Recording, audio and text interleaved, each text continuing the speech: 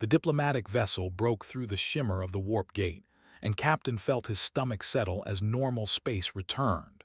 Through the front window, he could see the massive station orbiting a red star. It looked like a giant wheel made of crystal and metal, spinning slowly in the darkness. "That's it," said from the science station. She pushed her glasses up and checked her screens. "The Galactic Council's main station. We're really here." Stood near the door, his arms crossed. As head of security, he didn't look impressed. "Doesn't look so special," he muttered. Smiled. "It's home to 300 different alien species. I think that's pretty special." Their ship received a signal, pressed a button, and a strange voice filled the bridge. It sounded like crystals rubbing together. "Human vessel, please hold your position. Do not approach the station. We are sending a quarantine team." Frowned. "Quarantine? But we sent all our medical data weeks ago. They know we're not carrying diseases." "Maybe it's just protocol," said, though he felt worried too. 20 minutes later, a small ship attached to theirs. 3 beings in bulky suits came aboard. The leader was tall and seemed to be made of clear crystal that glowed with blue light. Through the suit's face plate, could see geometric patterns shifting inside its head. "I am X," the being said. Its voice came through a translator box on its suit. "Welcome to Council Space. I must inform you that your species has been classified as extreme risk category." "Extreme risk," stepped forward. "We passed all the medical checks." "This is not about disease," X said. The crystal being actually stepped backward. "It is about you, about what you are." Exchanged confused looks with, "I don't understand." X seemed to be shaking, though it was hard to tell with the suit. "Your planet, Earth. It has been classified as a Class 12, the highest danger rating in the known galaxy." Laughed Earth, "But it's beautiful, it's our home." "That is what disturbs us most," X said quietly. "You don't even know how dangerous it is. Come. The Council wants to meet you, but you must stay in a special section of the station." They followed X through connecting tubes into the station. Everywhere they went, aliens stopped and stared. Some ran away. Others took photos with strange devices. Felt like an animal in a zoo. The special section turned out to be a large room with thick walls. Through a clear panel, could see dozens of different aliens gathering on the other side. They all kept their distance from the panel. A voice boomed through speakers. "Humans of Earth, I am Council Administrator. We have many questions about your world." "We're happy to answer," said. "But first, can you explain why everyone is so afraid?" There was a long pause, then spoke again. "You come from a world with gravity that would crush most of our species. Your atmosphere contains 21% oxygen, a highly reactive and dangerous gas. Your planet's temperature swings from -50 to +50 degrees Celsius in some regions." Shrugged. "Well, yes, but that's just weather." A gasp went through the alien crowd. X spoke up. "Just weather. Most civilized worlds have temperature variations of 5 degrees at most. Your people treat extreme danger as normal." "I guess so," said. "We adapt. We build houses, wear clothes, use heating and cooling." "Amazing," whispered something that looked like a floating jellyfish.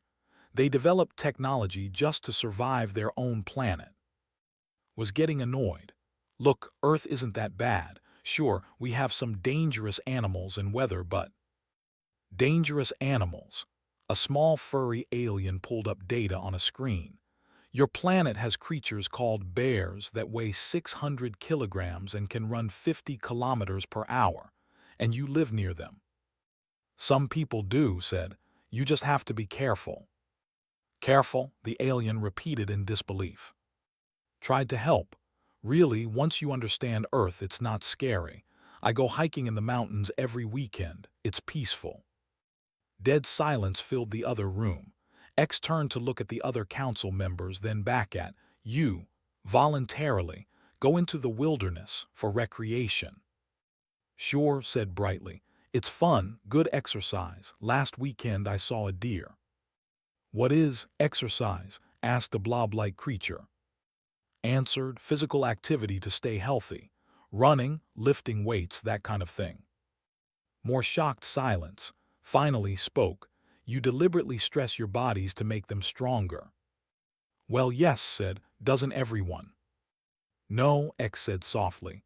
No one does that, because most species would die from such stress.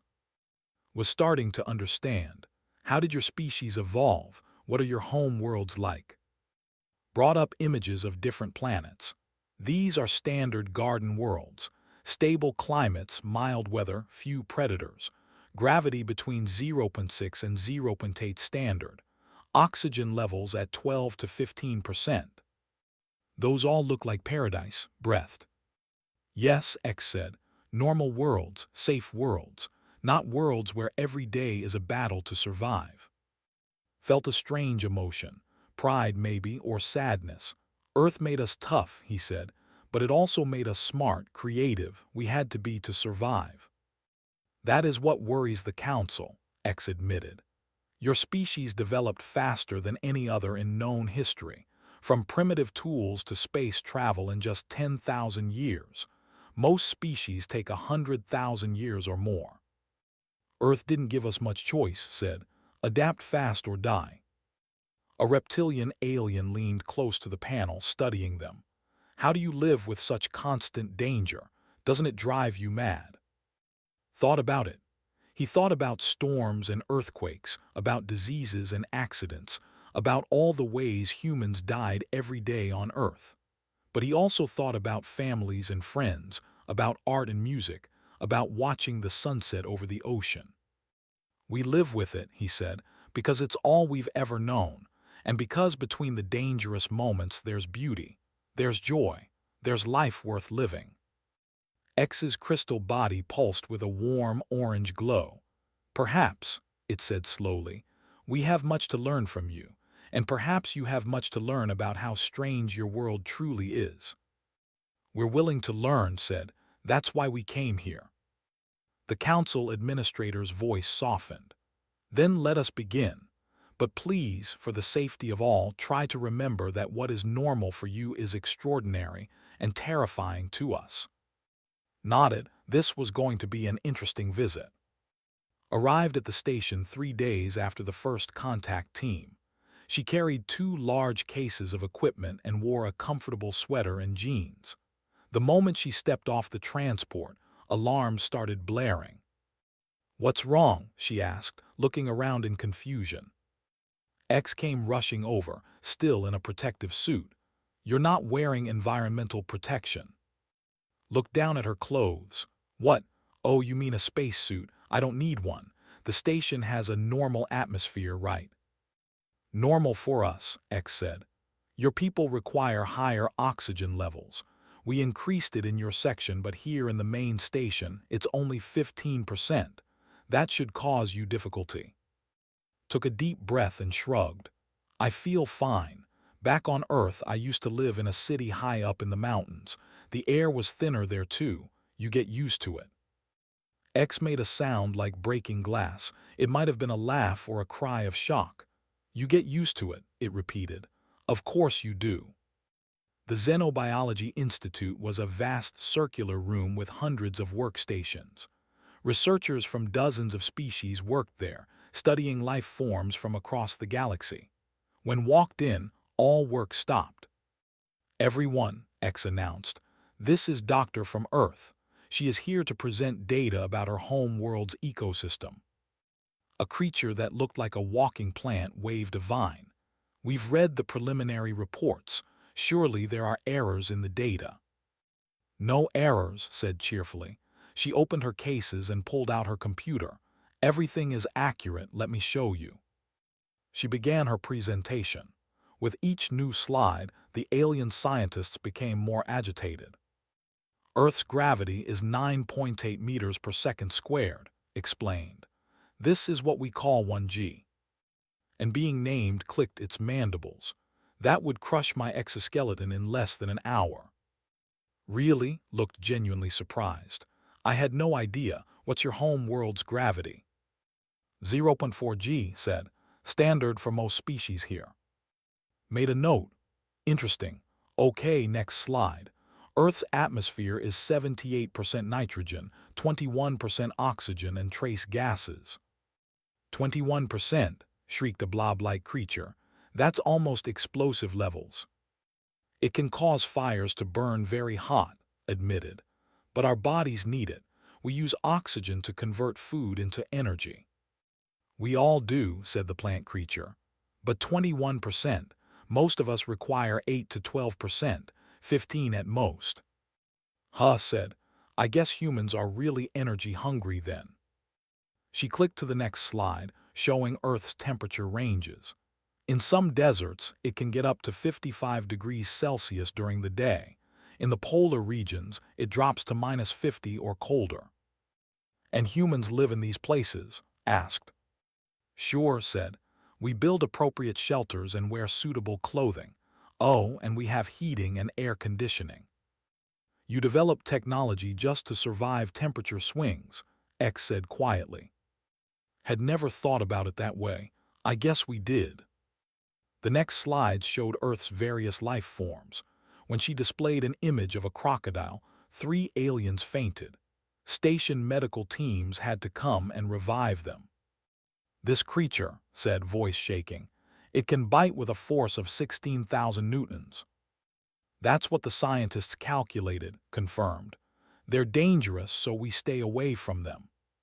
But you share a planet with them. It's a big planet, said. There's room for everyone. She showed images of sharks, lions, elephants, and hippos. Each one caused more shock among her audience. When she showed a picture of a blue whale, the largest creature on Earth, someone asked if it was a spaceship. No, it's an animal, explained. It lives in the ocean and eats tiny shrimp. Your ocean has creatures 30 meters long, the plant being whispered. How do you even have oceans? Doesn't the life in them kill you? Well, we don't swim in certain areas, said, and we're careful about what we touch. Some fish are poisonous. Some jellyfish can sting you. You just have to learn what's safe. X brought up more data. Your planet has over 8 million species of living things. Most worlds have a few 100,000 at most. Your biodiversity is overwhelming. It's really pretty when you think about it, said. All that life all working together. Working together, pulled up microscopic images. Your bodies contain trillions of bacteria. Trillions. How are you not dead? Laughed. Oh, those are mostly helpful bacteria. They live in our stomachs and help us digest food. We need them. The room went silent. Finally, a small furry alien spoke up. You have living creatures inside your body, on purpose. I mean, they were always there, said. We were born with them. Our bodies and the bacteria evolved together. This is impossible, muttered several aliens at once. Decided to take a break. She pulled out an apple from her bag and took a bite. The sound of her chewing filled the quiet room. What are you doing? X asked in horror. Eating an apple, said through a mouthful. I was getting hungry. Do you want some? Every alien in the room backed away, pointed a shaky claw at the apple. That is unprocessed biological matter.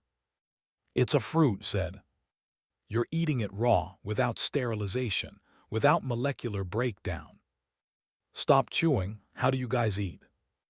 Nutrient paste, said the blob creature, carefully processed to remove all dangerous compounds and bacteria. Oh, said, that sounds boring. It keeps us alive, X said. You're telling me humans regularly consume unprocessed plant and animal matter? Well, yeah, said. Sometimes we cook it first. That helps with digestion and kills harmful bacteria. But we also eat a lot of raw fruits and vegetables. And you don't die, said flatly. Not usually, no. At that moment, walked into the institute. He was a maintenance worker who had come to fix a broken monitor. He carried a toolkit and was whistling a cheerful tune. Hey, he called out, how's the presentation going? Good, she said. Everyone is very interested in Earth. Noticed the broken monitor and went to examine it. He pulled out some tools and started working. Within 5 minutes, he had the panel open. The aliens watched in fascination as he bypassed some wires, attached a small device he'd made from spare parts, and sealed it back up. "There you go," he said. "Should work now." X stared at him. "How did you do that?" "Do what?" asked. "You looked at the device, determined the problem, and repaired it using improvised parts, all in minutes." Scratched his head. "I mean, that's my job. It's not that hard." "Show me your tools," demanded. Opened his toolkit. Inside were dozens of different instruments, plus a roll of gray tape. "What is that?" asked the plant creature, pointing at the tape. "Duct tape," said. "It's super useful. You can fix almost anything with it temporarily." "You have a device that fixes anything," X said in awe. "Well, not permanently," said, "but it holds things together until you can do a proper repair." The aliens looked at each other. Their expressions, strange as they were, all showed the same thing: disbelief.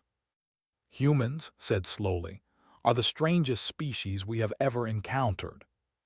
Finished her apple and tossed the core into a recycling bin. "Thanks, I think." "It was not a compliment," said. "It was a statement of fact, and also perhaps a warning." "A warning?" asked. "Yes," X said. "A warning to ourselves.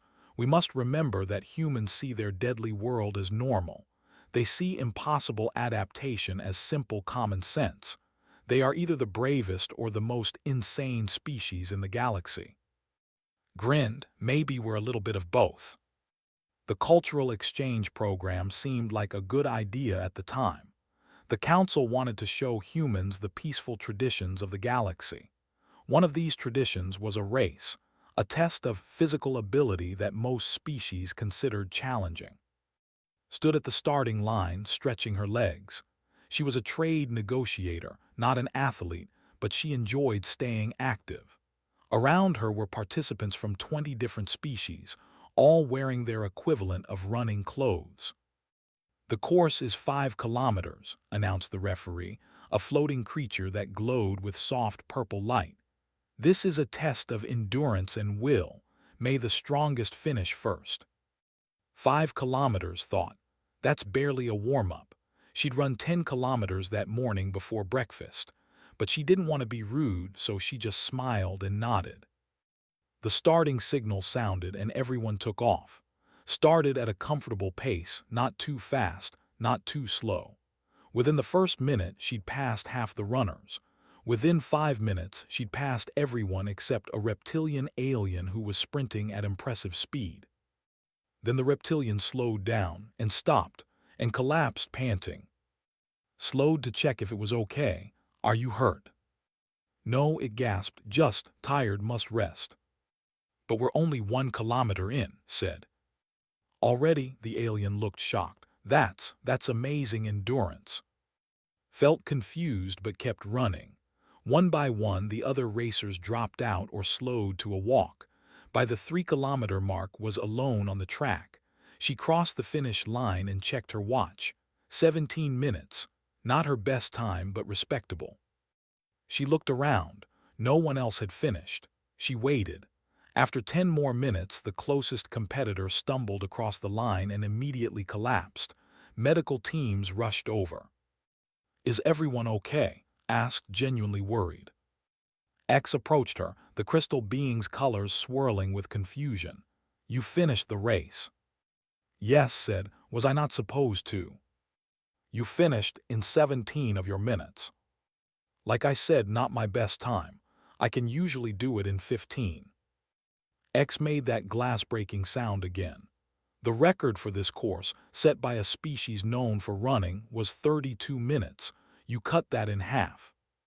Blinked. "Oh, I didn't know, sorry." "And you're not tired?" "A little," admitted, "but I'm fine. When does the real race start?" "The real race?" "Yeah, this was just 5 kilometers. I thought there'd be a longer race after this." X seemed to sway. "This is the long race.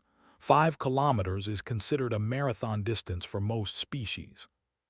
"A marathon is 42 kilometers, said. 42 kilometers, X's voice went up several octaves. Humans run that distance. Some humans run farther, said. Ultramarathons can be 100 kilometers or more. Word spread quickly through the station. Within hours, council scientists were requesting meetings with. They brought their data and their questions. Pulled up evolutionary charts. We've studied your species' history. Humans are persistent hunters. What does that mean? Asked. It means your ancestors hunted prey by chasing them until the prey died of exhaustion. Felt a chill, really? Yes, most predators on other worlds are ambush hunters. They have quick bursts of speed but tire quickly. Your species did the opposite. You're slow compared to most prey animals, but you never stop. You can run for hours, days even. That's terrifying, said quietly. Yes, agreed. To prey animals, humans are nightmare creatures, monsters that never stop coming. A screen showed comparison data. The fastest human could run about 45 kilometers per hour for short distances. Most aliens could sprint much faster, but humans could maintain a running pace for hours without stopping. No other species could do that. Why? Asked the blob creature. What made humans evolve this way? Africa, came a voice from the doorway. It was the military liaison. He walked in carrying a water bottle. Our ancestors evolved in Africa on the savanna, hot, dry, endless grasslands. Animals there were faster than us, but they couldn't sweat like we do. Sweat? X asked. We secrete liquid through our skin to cool down, explained. It's very efficient. Most animals have to stop and pant to cool off. We can cool ourselves while moving. He took a drink of water. So our ancestors would wound an animal with a spear, then just follow it, hour after hour, day after day if necessary. The animal would run, then have to stop to cool down. We'd catch up. It would run again. Eventually, it would be too exhausted to run anymore. The room was silent, felt sick to her stomach. That does sound like something from a horror story. It gets worse, said. He pulled up more data. Humans also evolved to fight each other. For tens of thousands of years, human tribes fought for territory, resources, and survival. We got very, very good at combat. He showed footage from human military training. Soldiers running with heavy packs, fighting hand-to-hand for hours, pushing through exhaustion and pain.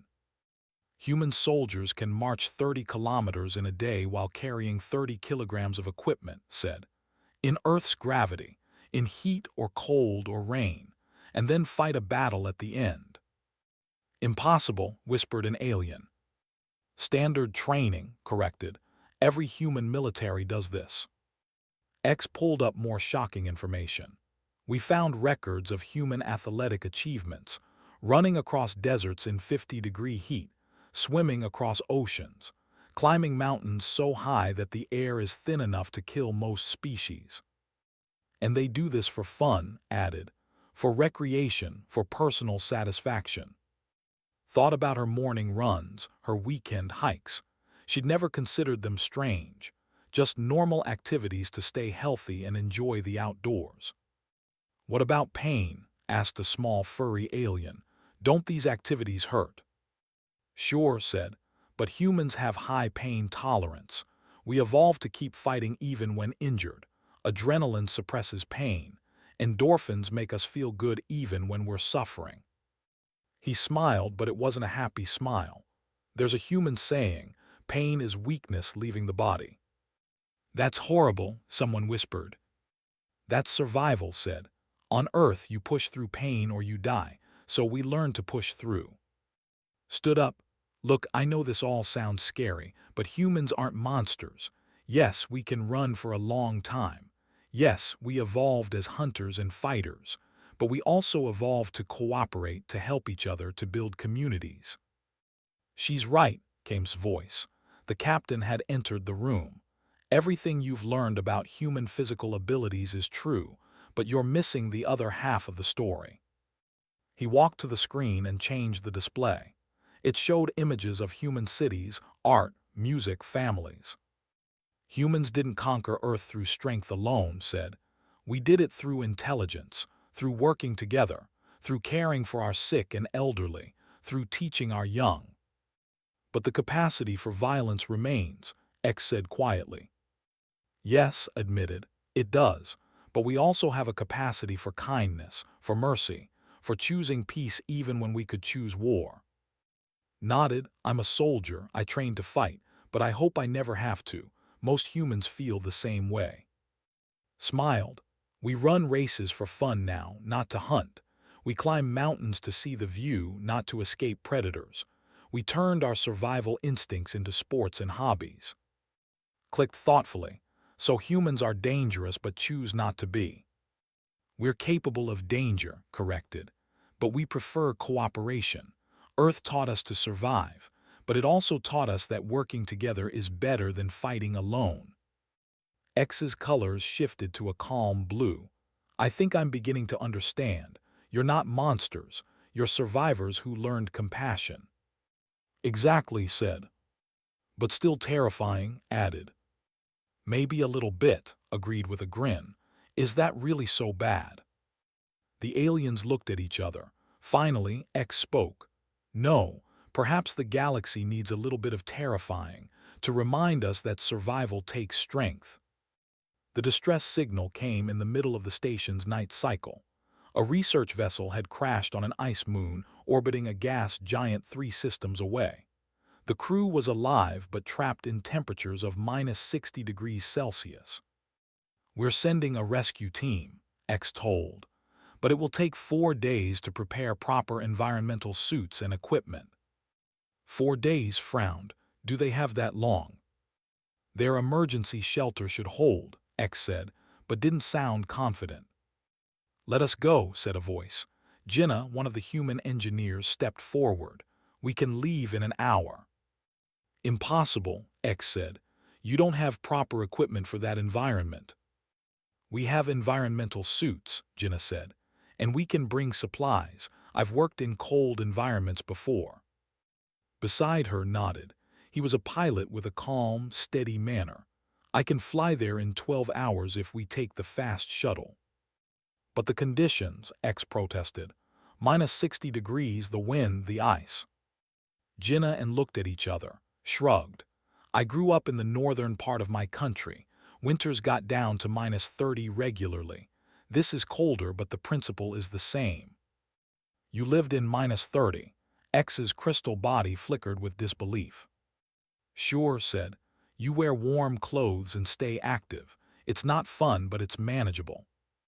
An hour later, the human shuttle departed. X and several council members monitored the mission from the station. They watched through cameras as Jinnah and approached the ice moon. The moon's surface was a nightmare of frozen methane and water ice. Wind screamed across plains of blue-white frost. The crashed research vessel lay on its side, half buried in snow. Life signs detected, reported. 4 survivors inside the wreck. Can you reach them? X asked over the radio. We're landing now, said calmly.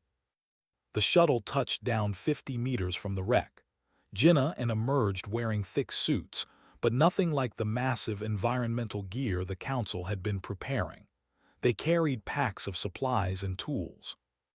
The cold, X said urgently. Can you feel it? It's cold, Jinnah confirmed, but the suits are insulated, we're fine. They trudged through the snow to the wreck. Inside, they found 4 aliens huddled together, wrapped in emergency blankets. All 4 looked weak and frightened. Help is here, Jinnah said gently. She began scanning them with a medical device. You're going to be okay. How? Asked one of the survivors, a small reptilian being. You can't survive here, it's too cold. We're managing, said. He was already examining the ship's damage. The hull is cracked and your heating system is offline. We know, another survivor said miserably. We've been getting colder for 2 days. Jinnah opened her pack and pulled out several heat packs. These are chemical warmers. They'll help until we can get you out. She activated them and distributed them to the survivors. The aliens held them close, absorbing the precious heat.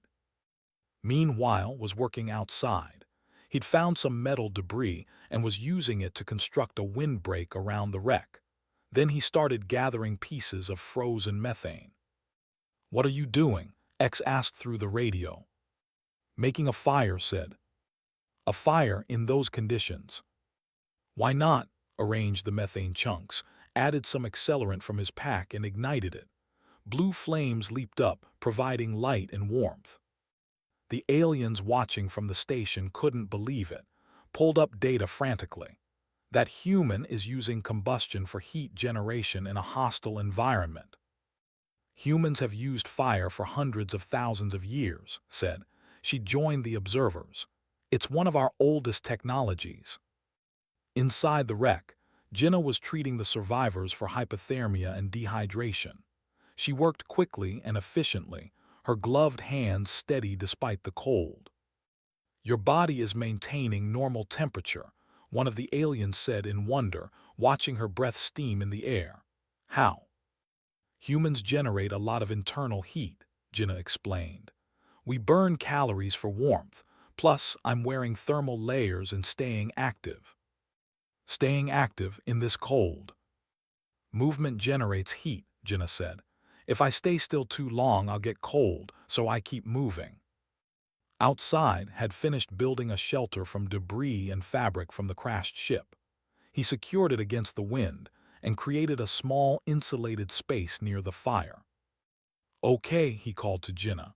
"I've got a shelter ready. Let's move them out here. It'll be warmer than inside the wreck." Together, they carefully moved the 4 survivors to the improvised shelter. The aliens were amazed. In less than 2 hours, the humans had created a relatively safe and warm space in conditions that should have killed them. "How are they doing this?" the plant creature asked X. "Adaptation," X said quietly. "Earth seasons forced humans to master every environment. Hot, cold, wet, dry, they had to learn them all or die." On the ice moon, Jinnah was preparing food. She heated water over the methane fire and mixed in nutrient powder, creating a warm soup for the survivors. "Real food," one of them whispered, sipping gratefully. "Warm food." "My grandmother always said warm food helps when you're cold," Jinnah said with a smile. While the survivors ate, examined the ship more carefully. "The main systems are fried," he reported to the station.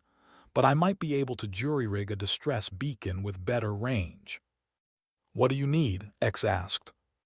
"Nothing. I've got spare parts in our shuttle." Over the next 6 hours, worked on the beacon while Jinnah cared for the survivors. They took turns staying active to maintain body heat. They told stories to keep spirits up.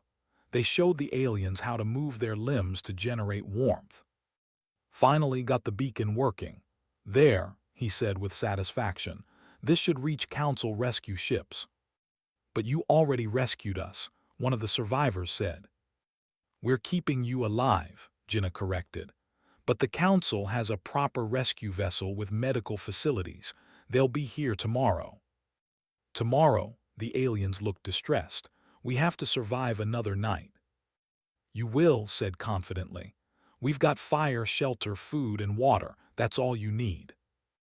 Back on the station, the observers watched in awe as the 2 humans maintained their camp through the long night. They kept the fire burning. They checked on the survivors regularly. They even slept in shifts, one always awake and alert. "They make it look easy," said. "It's not easy," said. "But humans are good at making hard things look simple." When the rescue ship arrived the next day, all 4 survivors were stable and recovering. The rescue team found them warm and well cared for, sitting around a fire in a carefully constructed shelter. "Remarkable," said the rescue team leader. Jinnah just shrugged. "It's what anyone would do." "No," X said over the radio. "It's what humans would do. Anyone else would have died trying." Back on the station, the Council held an emergency meeting. They reviewed all the data on human adaptability. "They can survive extremes of temperature," said. "They can improvise solutions with minimal resources. They can maintain function in conditions that would kill us. And they think it's normal, X added. Attended the meeting to answer questions. We're not invincible, he said. We can die from cold or heat just like anyone, but Earth taught us to adapt, to improvise, to survive with what we have. Your bodies are survival machines, said the blob creature. Your immune systems fight off countless diseases. Your healing abilities are extraordinary. Your tolerance for pain and discomfort is beyond anything we've seen. We evolved that way, said, because Earth demanded it. X's colors shifted to a deep, thoughtful purple. I'm beginning to understand what makes humans truly special, not just your strength or endurance, but your refusal to give up, your ability to look at an impossible situation and say, I can work with this. Is that so unusual? Asked. Yes, X said simply. Most species accept their limitations. Humans seem to think limitations are just problems waiting to be solved. Smiled. Maybe that's the real gift Earth gave us. Not just the ability to survive, but the stubbornness to never stop trying. The council chamber was filled with representatives from 100 different species. They had gathered to vote on humanity's application to join the galactic community. The debate had been going on for 3 days. They're too dangerous, argued a jellyfish-like being. Their world made them into natural warriors. They're too adaptable, said another. They could outcompete other species for resources. They're too different, added a third.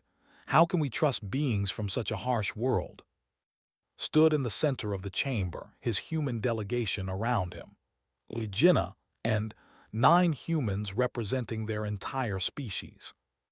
I understand your concerns, said. Yes, Earth is harsh. Yes, it made us tough. But it also taught us something important. We're stronger together. He gestured to his team. Humans survived Earth because we cooperated, because we shared knowledge, helped our weak, and built communities. A single human in the wilderness might die, but humans working together can build cities, can reach the stars. Pretty words, said a reptilian council member, but your history is filled with warfare. Human fought human for thousands of years. Yes, admitted, we did, and we learned from it.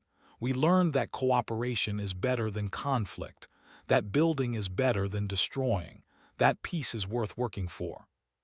Step forward. We're not asking you to ignore our past. We're asking you to see our potential. Every challenge Earth gave us, we turned into an opportunity to grow. But that's exactly what worries us, X said sadly. The crystal being's colors were a troubled gray. Humans turn every challenge into an opportunity, every problem into a solution. You never accept defeat. That kind of mindset could be dangerous to a peaceful galaxy. Before anyone could respond, alarms began blaring throughout the station. Red emergency lights flashed. Automated voices spoke in dozens of languages. Collision alert, multiple hull breaches, life support failing. The council chamber erupted into chaos. Representatives ran for exits. Screens showed the problem. A debris field from an old destroyed ship had struck the station at high speed. Dozens of sections were venting atmosphere. Power was failing across multiple levels. Training kicked in. Get me a station layout. Find out where the worst damage is. Everyone else with me. The humans moved while aliens panicked around them. They ran toward the danger while others ran away. In the maintenance section, they found already working. He'd grabbed a repair kit and was sealing a breach with metal plates and his trusty duct tape. How bad? Asked. Bad, said, not stopping his work. Main power is offline. Life support is on backup. We've got maybe an hour before systems fail completely. Then we work fast, said. They split up and went to rescue trapped aliens. Jinnah and headed to the power core to attempt repairs. Coordinated with station staff to organize evacuation routes. Set up an emergency medical station. In the damaged corridors, found a group of small aliens trapped behind a collapsed wall. The metal was twisted and heavy. Two aliens together couldn't move it. "Stand back," said. He braced himself, got his hands under the metal and lifted. His muscles strained. His face turned red, but the metal moved, just enough for the trapped aliens to crawl out. "Impossible," one of them gasped. "That much weight." "Is manageable if you know how," said, breathing hard. "Now go get to safety." Down in the power core, Jinnah was working fast. The main reactor had automatically shut down when debris hit it, a safety feature. But the restart sequence was damaged. "I need to bypass these circuits," she muttered, pulling out tools. "That could cause an explosion," warned a station engineer, "a floating orb of light." "It could," Jinnah agreed, "or it could save everyone's life. I'm going with option 2. Her hands moved with quick confidence, rerouting power, replacing burned components, jury-rigging solutions that made the station engineers gasp. Beside her, held components in place, anticipating what she needed before she asked. "Done," Jinnah said after 15 minutes, initiating restart. The reactor hummed back to life. Lights flickered on throughout the station. The engineer orb pulsed with amazement. "You repaired in 15 minutes what should have taken days." "We didn't have days," said simply. At the medical station was treating injuries. Aliens came in with cuts, broken bones, and shock. She worked calmly and efficiently, her hands steady even as the station shook from secondary impacts. "You're not afraid," observed an injured alien. "Being afraid won't help you," said, bandaging a wound. "So I choose to be useful instead." In the command center, had taken charge of coordination. She organized rescue teams, prioritized repairs, and kept communication flowing between different sections of the station. Her clear, calm voice gave order to chaos. "Section 7 needs medical supplies," she called out. "Section 12 has power but no atmosphere. Section 20 is stable and taking refugees." X watched her in amazement. "You've never been on this station before. How do you know what to do?" "Emergency management is emergency management," said. "The principles are the same everywhere." For an hour the humans worked. They sealed breaches, rescued the trapped, repaired systems, and saved lives. They worked through exhaustion and pain. When injured his arm moving debris, he wrapped it quickly and kept going. When burned his hand on a hot pipe, he cooled it with water and continued working. Finally the crisis passed. The station was damaged but stable. Everyone was accounted for. No one had died. In the council chamber, now serving as an emergency shelter, hundreds of aliens gathered. They looked at the 9 humans who were dirty, tired, and wounded, but still standing. "You saved us," said quietly.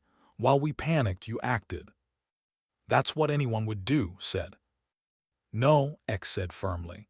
The crystal being's colors were now a bright, warm gold. "That's what humans do. We called your world the strangest because we couldn't understand how anything survives there. Now we know it doesn't just create survivors, it creates people who save others." The council administrator stepped forward. "I have witnessed something today. Humans did not hesitate, did not calculate risk, did not consider their own safety first. They simply acted to save lives." "Because that's right," said. "Earth taught us to survive, but it also taught us that we survive together or not at all." Looked around at the other council members. "I call for an immediate vote, all in favor of accepting humanity into the Galactic Council." Every alien in the chamber raised their equivalent of a hand. The vote was unanimous. "Welcome," X said too. "Welcome to the galactic community. We are honored to call you our allies." Bowed respectfully. "We're honored to be here, and we promise to share everything Earth taught us: strength, adaptability, and the will to never give up." Later, as repair crews worked throughout the station, and his team gathered in their quarters, they were exhausted but satisfied. "Do you think they'll still be scared of us?" asked, wincing as treated his injured arm. "Probably," said. "We are kind of terrifying." Good, said with a smile. Let them be a little scared. It means they'll respect us. Looked out the window at Earth, visible in the distance. We came from a hard world, but that world gave us gifts, strength, intelligence, compassion. And stubbornness, added. Don't forget stubbornness. Everyone laughed, raised his water bottle in a toast. To Earth, our strange, dangerous, beautiful home, may we make it proud. To Earth, the others echoed. In the council chamber, X and watched the humans through a screen. They're still dangerous, observed. Yes, X agreed. But they're dangerous in the way a sword is dangerous, a tool that can harm but also protect. Do you think they'll fit in? Asked. They're so different from us. X's colors shifted to a hopeful blue. I think they'll change us, for the better. The galaxy has been peaceful for a long time, perhaps too peaceful. We've forgotten how to struggle, how to overcome, how to persist in the face of impossible odds. And humans remember. Humans never forgot, X said, because Earth never let them forget. Every day on that world is a reminder that survival takes effort, that safety is precious, that life is worth fighting for. Clicked thoughtfully. Maybe that's what we needed, a reminder. Yes, X said, and maybe that's why the universe made Earth so harsh, not to punish humans but to prepare them, to forge them into what the galaxy needs, survivors who refuse to let anyone else fall. On the human ship, stood at the window looking at the stars, joined her. Thinking about home, he asked. Always, she said. Earth made us who we are, for better or worse. For better, said firmly. Look at what we did today. We saved lives, we solved problems, we made a difference. Because Earth taught us how, said softly. Then maybe, said, Earth isn't the strangest, maybe it's the kindest, because it made us strong enough to protect others. Smiled, I like that idea. Behind them watched his crew, his friends, his fellow humans, children of Earth, ambassadors to the stars. They were tired and wounded but unbowed, ready for whatever came next. The galaxy was vast and strange and full of wonders, but Earth's children were ready for it. After all, they'd survived worse.